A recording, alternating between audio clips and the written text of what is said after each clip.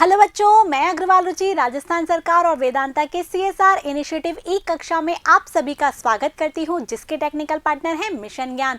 तो बच्चों, हम पढ़ रहे थे हमारा 7 चैप्टर जिसका कि नाम है उत्पादन की अवधारणा। उसमें हमने लास्ट वीडियो में क्या जाना था? हमने लास्ट वीडियो में उत्पादन के विभिन्न साधनों के बारे में जाना था कि उत्पादन को करने के लिए विभिन्न साधनों की आवश्यकता होती है, जिसे कि हम क्या कहते हैं? आदा पढ़ते इनपुट, यही नाम दिया था। और उसके फलस्वरूप क्या होता है? उत्पादन, जिसे कि हम बोलते हैं निर्गत या प्रदा, और आउटपुट। याद रहेगा ना आपको?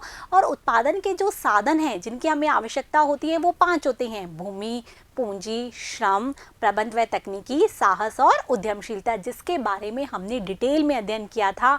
इसके बाद हमने बात की थी कि यदि जो साधन सस्ता होता है तो उत्पादक करता उसे अधिक काम में लेता है, क्योंकि उससे क्या होती है? उसकी लागत कम आती है, उत्पादन अधिक होता है और उसको लाभ अधिक प्राप्त होता है। तो इस प्रकार से श्रम प्रधान तकनीक होती है। जब श्रम सस्ता है तो श्रम को अधिक काम में लिया जाता है पूंजी की तुलना में, तो वो श्रम प्रधान तकनीक होगी। इसी प्रकार से पूंजी प्रधान तकनीक, यदि पूंजी सस्ती है तो पूंजी को अधिक काम में लिया जाएगा श्रम की तुलना में, तो वो होगी पूंजी प्रधान तकनीक। अब आगे के लिए हम ये जानते हैं कि हमें पढ़ना होगा कुल, औसत और सीमांत उत्पादन की अवधारणा, जो कि एक बहुत इंपॉर्टेंट अवधारणा है और बहुत इजी भी है, क्योंकि आपने कुल उपयोगिता, सीमांत उपयोगिता तो पढ़ी थी।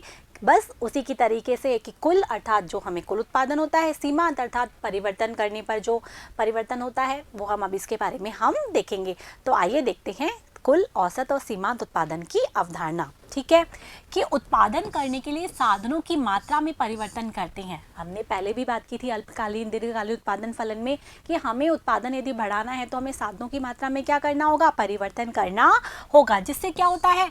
उत्पादन में भी परिवर्तन हो जाता है। साधन यदि बढ़ाएंगे घटाएंगे तो उत्पादन भी तो क्या होगा? बढ़ेगा घटेगा ना, तो उत्पादन में भी परिवर्तन हो जाता है। उत्पादन में परिवर्तन के आधार पर विभिन्न प्रकार की अवधारणाएं प्रतिपादित की जाती हैं। साधनों में हमने परिवर्तन पढ़ लिया कि उत्पादन के साधन कौन से हैं। अब उत्पादन में परिवर्तन को भी तो जाने कि उत्पादन में किस प्रकार से परिवर्तन होता है। तो उसके लिए 3 अवधारणाएं प्रचलित हैं। एक तो है कुल, औसत और सीमांत। कुल उत्पादन टोटल प्रोडक्शन, औसत उत्पादन एवरेज प्रोडक्शन, और सीमांत उत्पादन मार्जिनल प्रोडक्शन। हम इसके शॉर्ट नेम भी यूज करेंगे, टीपी, एपी और एमपी। याद रहेगा ना? टोटल, एवरेज और मार्जिनल प्रोडक्शन, टीपी, एपी और एमपी। हम इसको इसी तरीके से काम में लेंगे। ठीक है, सबसे पहले हम देखते हैं कुल उत्पादन, टीपी, टोटल प्रोडक्शन। क्या होता है टोटल प्रोडक्शन? कि किसी निश्चित समय अवधि में उत्पादन के समस्त साधनों से जो उत्पादन प्राप्त होता है, हमने उत्पादन के सारे साधन लगा दिए और जब हमें सारा जो उत्पादन प्राप्त हो रहा है वही क्या कहलाएगा? कुल उत्पादन कहलाएगा। ठीक है, क्या है? किसी निश्चित समय अवधि में उत्पादन के समस्त साधनों से जो उत्पादन प्राप्त होता है उसका योग क्या कहलाएगा? टीपी कहलाएगा। टोटल प्रोडक्शन कुल उत्पादन कहलाएगा।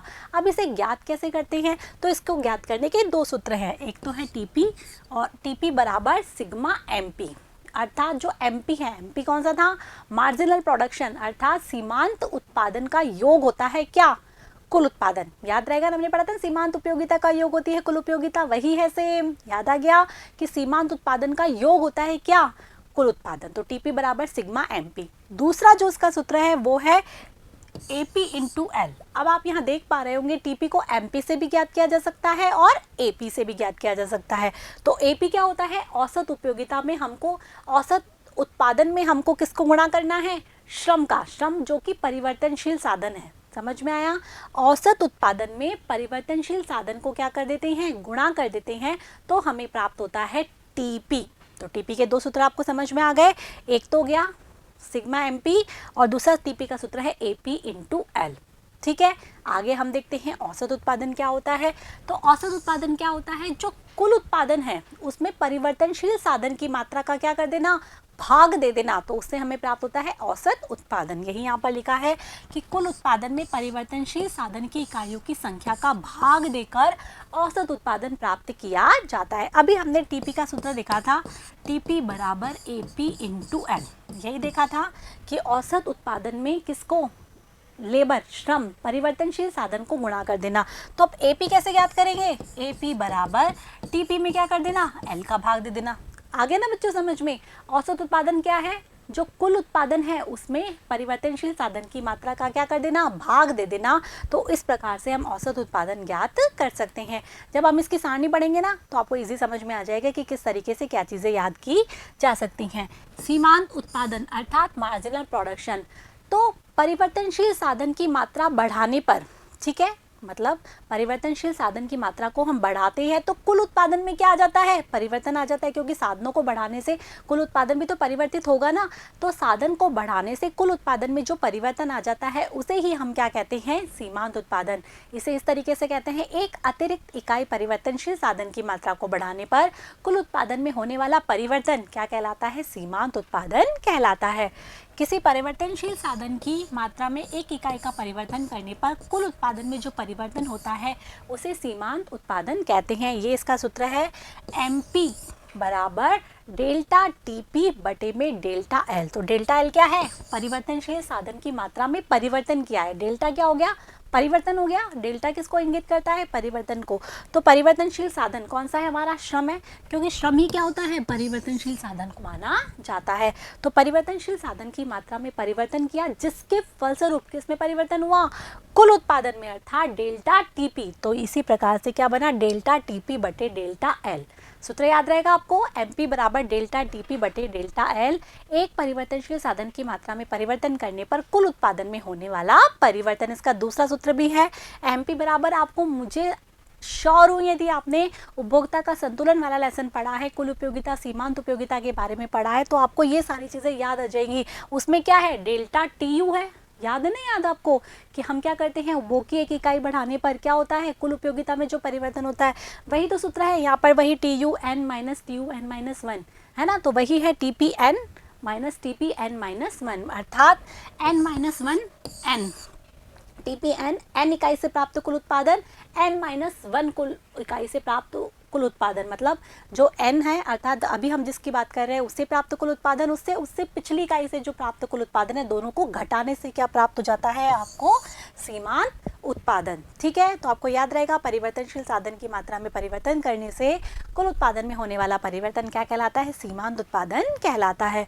अब इसको इस सारणी के द्वारा दर्शाया गया है जिससे आप इसको बहुत अच्छे से समझ पाएंगे कि अब भूमि है वो कैसा साधन है, स्थिर साधन है, 5 5 5 5 5 काम में ली जा सकती है। अब हम किसको परिवर्तित कर रहे हैं, परिवर्तनशील साधन हमारा क्या है, श्रम, जो कि हो गया 1 2 3 4 5 5 7। ठीक है, यहाँ 5 नहीं आएगा बच्चों, यहाँ पर 6 आएगा। ठीक है, गलत प्रिंट हो गया। तो 1 2 3 4 5 6 7, तो श्रम को हम बढ़ा रहे हैं, जबकि भूमि कैसा साधन है, स्थिर। ये परिवर्तनशील अनुपातों के प्रतिफल के नियम की सारणी है, समझ में आ रहा है ना, अल्पकाल वाली, जिसमें एक साधन तो स्थिर होता है और दूसरा साधन कैसा होता है, परिवर्तनशील। अब हमें कुल उत्पादन हमें ज्ञात करना है। तो हमने देखा कि पहली इकाई से कितना उत्पादन हुआ, 5 उत्पादन। ठीक है, दूसरी इकाई से कितना हुआ, 12, तीसरी इकाई लगाई तो कुल उत्पादन हो गया 21, चौथा हो गया 28, 5 से 30, 6 से 30 और 7 से 28। तो ये हो गया कुल उत्पादन।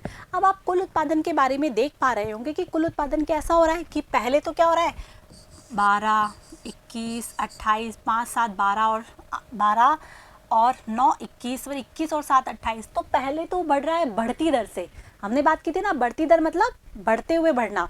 जैसे 5 से 7 बढ़ा, 7 के बाद 12 से 21 9 बढ़ा, बढ़ती दर हो गई ना। 21 से 28 7, मतलब अब 7 बढ़ गया, पहले तो 9 इकाई बढ़ा था, अब 7 इकाई बढ़ गया। पहले बढ़ती दर से बढ़ा, अब घटती दर से बढ़ रहा है। और फिर घटती दर से बाद 28 के बाद 30, केवल 2 ही बढ़ा। अभी 7 बढ़ रहा था, अब केवल 2 ही बढ़ा। अब 30 से 30, अब बिल्कुल नहीं बढ़ा। समझ में आ रहा है, नहीं आ रहा, कि पहले बढ़ती दर से बढ़ा, फिर घटती दर से बढ़ा और फिर जाकर हो गया अधिकतम और उसके बाद घटने लग गया। तो समझ में आ गया कुल उत्पादन क्या होता है, पहले बढ़ती दर से बढ़ता है, फिर घटती दर से बढ़ता है, फिर अधिकतम होता है और उसके बाद घटने लगता है। ये हो गया कुल उत्पादन। अब हम बात करें औसत उत्पादन की, तो औसत उत्पादन कैसे ज्ञात करते हैं, अभी हमने सूत्र देखा था ना कि AP बराबर TP में हम किसका भाग दे देंगे, L का। L कौन सी, परिवर्तनशील इकाई। तो TP हमारा ये है, L हमारी ये है, ये L है ना और ये हमारी TP है। तो हमें इसमें भाग देना है। तो 5 में 1 का भाग 5, 12 में 2 का 6, 21 में 3 का 7, 28 में 4 का 7, 30 में 5 का 6, 30 में 6 का 5 और 28 में 7 का 4। तो इस प्रकार से हमारा हो गया औसत उत्पादन। और औसत उत्पादन को हम किससे, श्रम से यदि गुणा कर देते हैं तो हमारा कुल उत्पादन आ जाता है। जैसे ही 5 को 1 से गुणा करेंगे 5, 6 को 2 से 12, 7 को 3 से 21, 7 को 4 से 28, 6 को 5 से 30, 5 को 6 से 30 और 4 को 7 से 28। तो हम दोनों तरीके से ज्ञात कर सकते हैं। यदि आपको औसत उत्पादन वाला कॉलम खाली दिया हुआ हो, कुल उत्पादन दे रखा हो, तो आप इस तरह से ज्ञात कर लें। यदि आपको औसत उत्पादन वाला कॉलम तो पूरा दे रखा है जबकि आपसे कुल उत्पादन ज्ञात करवा रहा है, तो आप दोनों को गुणा कर देंगे। इसीलिए दोनों चीज़ें यहाँ पर बताई गई है। अब औसत उत्पादन का ट्रेंड देखें तो क्या है कि औसत उत्पादन 5, 6, 7, पहले क्या हुआ, बढ़ा, 7 के बाद 7 ही रह गया, मतलब अधिकतम हो गया, और उसके बाद 6, 5, 4 घटता चला गया। तो औसत उत्पादन क्या होता है, पहले बढ़ता है, फिर अधिकतम होता है और उसके बाद घटने लगता है। समझ में आ रहा है ना, हम इसका ट्रेंड देख पा रहे हैं। अब हम देखते हैं सीमांत उत्पादन, एमपी। सीमांत उत्पादन क्या होता है कि एक अतिरिक्त इकाई, परिवर्तनशील इकाई की यदि हम बदलें तो जिसके फलस्वरूप क्या हो, कुल उत्पादन में होने वाला परिवर्तन, अर्थात TPN माइनस TPN माइनस 1। तो हमें क्या करना है, जो TP की अगली इकाई है उसमें से पिछली इकाई को घटाना है, बस यही तो करना है। जैसे हम देखें 5 और 12 TP, तो पहले तो 5 हो गई, 5 का परिवर्तन हुआ। अब 5 से 12 अर्थात कितने का परिवर्तन हुआ, 7 का परिवर्तन हुआ। ठीक है, यहाँ पर वो है। 12 से 21 कितने का परिवर्तन हुआ, 12 से 21 9 का परिवर्तन। 21 से 28 कितने का हुआ, 7 का। 28 से 30 कितने का, 2 का। 30 से 30 0 का परिवर्तन, और 30 से 28 घट गया अर्थात -2 हो गया। अर्थात टीपी में होने वाला परिवर्तन ही हम इसके अंदर देखेंगे। तो इस प्रकार से हमारा आ गया सीमांत उत्पादन। अब हम सीमांत उत्पादन के बारे में देखें तो क्या देखते हैं कि सीमांत उत्पादन पहले 5, 7, 9 कैसा है, बढ़ रहा है। 5, 7, 9 अर्थात क्या हो रहा है, पहले तीनों बढ़ रहा है, फिर 9 के बाद कितना हो गया, 7 अर्थात क्या हो गया, घट गया। 9 के बाद कितना हो गया, 7 अर्थात घट गया। 7 के बाद 2, फिर घट गया। 2 के बाद हो गया 0 अर्थात फिर 0 ही हो गया सीमांत उत्पादन। और अधिक यदि हमने उत्पादन किया तो सीमांत उत्पादन क्या हो जाता है, ऋणात्मक हो जाता है। तो आप यहाँ पर समझ पा रहे हैं कि कुल उत्पादन तो क्या हो रहा है, पहले बढ़ती दर से बढ़ता है, फिर घटती दर से बढ़ता है, फिर अधिकतम होता है और उसके बाद घटने लगता है। जबकि औसत उत्पादन पहले बढ़ता है, फिर अधिकतम होता है, फिर घटने लगता है। जबकि सीमांत उत्पादन पहले बढ़ता है, फिर अधिकतम होता है, फिर घटता है, फिर 0 होता है और फिर ऋणात्मक हो जाता है। आप देख रहे हैं ना कितने सारे स्टेजेस एमपी ने देखी है, समझ में आ गया। अब यहाँ पर बात बता रखा है आपको औसत उत्पादन व सीमांत उत्पादन में संबंध। तो इससे पहले हम वक्र बना के देख ले कि ये हमारा बनेगा टीपी। पहले क्या होता है, बढ़ती दर से बढ़ता है, फिर घटती दर से बढ़ता है। एक बार मुझे इसको इरेज करना होगा क्योंकि मैंने इसको बढ़ती दर से और घटती दर से नहीं बनाया। अब बनाते हैं हम। हमारा टीपी इस तरीके से बनेगा। टीपी पहले ये बढ़ती दर से बढ़ता है, ठीक है, उसके बाद घटती दर से, ये जो बिंदु है ये है ये इसका मोड़ का बिंदु, जहाँ पर बढ़ती दर से बढ़ता हुआ घटती दर से बढ़ता हुआ हो जाता है उसे हम कहते हैं मोड़ का बिंदु। तो यहाँ पर कुल उत्पादन क्या हो रहा है, पहले बढ़ती दर से बढ़ता है, फिर घटती दर से बढ़ता है, फिर यहाँ अधिकतम हो जाता है और उसके बाद घटने लग जाता है। आ रहा है बच्चों समझ में। यहाँ पर क्या है, ये L और यहाँ पर हम लिख सकते हैं TP। इसके बाद हम बात कर रहे थे औसत उपयोगिता और औसत उत्पादन और सीमांत उत्पादन की। तो औसत उत्पादन के बारे में हमने कहा था पहले क्या करता है, ये बढ़ता है, अधिकतम होता है और फिर घटने लगता है, ठीक है। जबकि जो सीमांत उत्पादन है वो क्या होता है, पहले बढ़ता है, अधिकतम होता है, फिर क्या होने लग जाता है, घटने लग जाता है, फिर 0 के ऋणात्मक। तो पहले सीमांत उत्पादन पहले बढ़ता है, अधिकतम होता है, फिर घटता है और उसके बाद ये हो जाता है 0। ये तो हो गया आपका MP और ये हो गया आपका AP और ये हो गया आपका MP।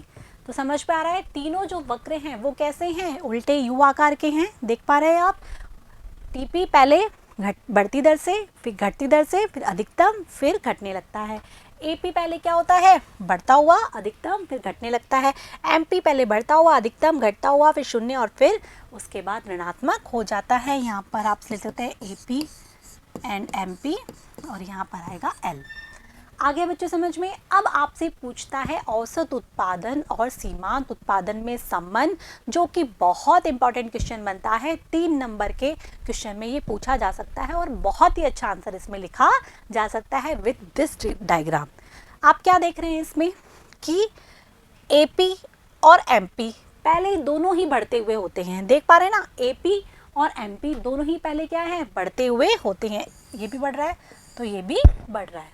ठीक है, समझ में आ रहा है। तो क्या हो रहा है कि पहले एपी और एमपी दोनों बढ़ते हुए होते हैं, लेकिन एमपी के बढ़ने की दर एपी के बढ़ने की दर की तुलना में अधिक होती है। देख पा रहे हैं ना कि एमपी तो ज़्यादा बढ़ रहा है, एपी कम बढ़ रहा है। ठीक है, उसके बाद एपी जहां अधिकतम होता है वहां एपी बराबर क्या हो जाता है, एमपी। जहां औसत उत्पादन अधिक होता है वहां पर, ये सारणी जो हमने पढ़ी थी उसमें देखा था ना, जहां औसत उत्पादन अधिक है, औसत उत्पादन कहां पर अधिक है, यहाँ पर, तो यहाँ पर औसत उत्पादन सीमांत उत्पादन के बराबर हो जाता है। 7 बराबर 7 हो गया। तो औसत उत्पादन जहाँ अधिक होता है वहाँ औसत उत्पादन बराबर सीमांत उत्पादन हो जाता है। इसके बाद से औसत उत्पादन और सीमांत उत्पादन दोनों घटने लगते हैं। इस बिंदु के बाद ये भी घट रहा है और ये भी घट रहा है, दोनों घटते हैं, लेकिन सीमांत उत्पादन के घटने की दर औसत उत्पादन की दर की तुलना में अधिक होती है। मतलब कहने का है कि सीमांत उत्पादन अधिक तीव्र गति से तो बढ़ता है और अधिक ही तीव्र गति से घटता है। समझ में आ गया। तो यहाँ पर ये संबंध बता सकते हैं कि औसत उत्पादन और सीमांत उत्पादन दोनों बढ़ते हुए होते हैं, लेकिन सीमांत उत्पादन के बढ़ने की दर औसत उत्पादन के बढ़ने की दर की तुलना में अधिक होती है। जहाँ औसत उत्पादन अधिक होता है वहाँ औसत उत्पादन बराबर क्या होता है, सीमांत उत्पादन। फिर औसत उत्पादन और सीमांत उत्पादन दोनों घटते हैं, लेकिन सीमांत उत्पादन के घटने की दर औसत उत्पादन की तुलना में अधिक होती है। ये बात तो आपको समझ में आ गई। अब जो चौथा जो बात है मेन, वो क्या है, औसत उत्पादन घटता है, अधिकतम होता है और बढ़ता है। 3 स्थिति होती है। ठीक है, लेकिन अर्थात हमेशा कैसा रहता है, धनात्मक। लेकिन सीमांत उत्पादन बढ़ता है, अधिकतम होता है, घटता है और शून्य और ऋणात्मक। अर्थात सीमांत उत्पादन धनात्मक, शून्य और ऋणात्मक तीनों अवस्थाओं को देखता है, जबकि औसत उत्पादन केवल धनात्मक ही होता है। यही सारी बात यहाँ पर लिखी गई है। ये जो संबंध है बहुत इंपॉर्टेंट है, यही डायग्राम आपको इसमें यूज करना है, इसी तरीके से इसको बनाना है। आप अपनी बुक में भी इस डायग्राम को देख सकते हैं कि जब सीमांत उत्पादन बढ़ता है तो औसत उत्पादन भी बढ़ता है, लेकिन सीमांत उत्पादन तेजी से बढ़ता है। अर्थात एमपी वक्र एपी वक्र से कहाँ होता है, ऊपर। एमपी वक्र जो है, देख पा रहे हैं, ये हमारा एमपी वक्र है, ये ऊपर है, किससे, एपी वक्र से ऊपर होता है। जब सीमांत उत्पादन घटता है तो औसत उत्पादन भी घटता है, लेकिन सीमांत उत्पादन तेजी से घटता है, तो एमपी वक्र एपी से नीचे होता है। एमपी वक्र एपी से नीचे होता है, तेजी से घटता है, तेजी से बढ़ता है, तेजी से घटता है। जब औसत उत्पादन अधिकतम होता है तो एपी बराबर क्या होता है, एमपी। जब ये अधिकतम है औसत उत्पादन अधिकतम, याद रखना वहां पर एपी बराबर एमपी। इसके बाद है औसत उत्पादन हमेशा धनात्मक होता है, जबकि सीमांत उत्पादन धनात्मक, शून्य व ऋणात्मक तीनों होते हैं। आगे बच्चों समझ में औसत उत्पादन सीमांत उत्पादन में संबंध को हमने जाना। तो आज के इस वीडियो में हमने क्या पढ़ा, कुल उत्पादन किसे कहते हैं कि उत्पादन के साधनों पर लगाने पर जो उत्पादन होता है उसका योग कुल उत्पादन होता है।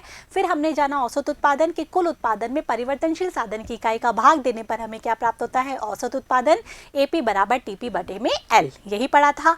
इसके बाद बात हमने की सीमांत उत्पादन की कि परिवर्तनशील साधन की इकाइयों में परिवर्तन करने से कुल उपयोगी उत्पादन में जो होने वाला परिवर्तन है उसे हम कहते हैं सीमांत उत्पादन, डेल्टा टीपी बटे में डेल्टा एल। फिर हमने वो सारणी से जाना कि कुल उत्पादन किस प्रकार से क्या होता है, पहले बढ़ती दर से बढ़ता है, फिर घटती दर से बढ़ता है, फिर अधिकतम होता है और फिर घटने लगता है। औसत उत्पादन पहले बढ़ता है, फिर अधिकतम होता है, फिर घटने लगता है। सीमांत उत्पादन पहले बढ़ता है, अधिकतम होता है, फिर घटने लगता है, फिर शून्य होता है और फिर ऋणात्मक हो जाता है। हमने तीनों के डायग्राम बना के भी देखे थे कि तीनों डायग्राम कैसे बनते हैं, उल्टे यू आकार के, याद रहेंगे ना आपको। इसके बाद हमने बात की थी कि औसत उत्पादन और सीमांत उत्पादन में संबंध की, जो कि बहुत इंपॉर्टेंट क्वेश्चन है कि औसत उत्पादन सीमांत उत्पादन दोनों बढ़ते हुए होते हैं, लेकिन सीमांत उत्पादन अधिक तेजी से बढ़ता है। जब औसत उत्पादन और सीमांत उत्पादन दोनों घटते हुए होते हैं, लेकिन सीमांत उत्पादन अधिक तेजी से घटता है। जब औसत उत्पादन अधिक होता है तब औसत उत्पादन बराबर सीमांत उत्पादन होता है। औसत उत्पादन वक्र हमेशा धनात्मक रहता है, जबकि सीमांत उत्पादन वक्र धनात्मक, शून्य और ऋणात्मक तीनों होता है। तो ये था आपके सामने कुल उत्पादन, औसत उत्पादन और सीमांत उत्पादन की अवधारणा। आशा है कि आपको अच्छे से समझ में आई होगी। जो चीज़ समझ में नहीं आती तो रिमाइंड कीजिए, दोबारा सुनिए, बहुत इंपॉर्टेंट चीज़ है। और आगे जो हम वीडियो पढ़ेंगे परिवर्तनशील अनुपातों के प्रतिफल का नियम, उसमें ये तीनों अवधारणा काम में आएंगी। यदि ये तीनों अवधारणा आपको अच्छे से समझ में आ गई तब तो आप परिवर्तनशील अनुपातों के प्रतिफल के नियम को समझ पाएंगे, अन्यथा नहीं, क्योंकि वहाँ ये तीनों डायग्राम आपके काम आएंगे। उसी के द्वारा हम प्रथम अवस्था, द्वितीय अवस्था और तृतीय अवस्था बना पाएंगे कि कौन सी अवस्था में उत्पादक करता है, कहाँ पर औसत उत्पादन की स्थिति क्या होती है, कुल उत्पादन की स्थिति क्या होती है। तो आपको ये जानना तो है ही ना। तो इसके लिए आपको क्या करना होगा, इस वीडियो को अच्छे से पढ़ना होगा, सारी चीज़ों को अपनी कॉपी में नोट करना है। जो मैं डायग्राम बना रही हूँ उसको बहुत क्लियरली बनाना है। यदि आपको यहाँ नहीं समझ में आता, नहीं देख पा रहे हैं आप, तो अपनी बुक में देखिए, बुक में से देख के प्रैक्टिस कीजिए। जितनी प्रैक्टिस करेंगे आपका डायग्राम उतना करेक्ट बनेगा। डायग्राम का करेक्ट होना बहुत जरूरी है, तभी तो एग्जामिनर जब आपकी कॉपी चेक करेगा तो वो यदि डायग्राम ही गंदा संदा दिखेगा तो पढ़ेगा ही नहीं कि क्या लिख रखा है। आगे बच्चे समझ में, तब क्या करना है, अब आपको सारी चीज़ें कॉपी में नोट करनी है, याद भी रखना है इसको, और मेरे साथ बने रहना है, पढ़ते रहना है, बढ़ते रहना है। Thank you.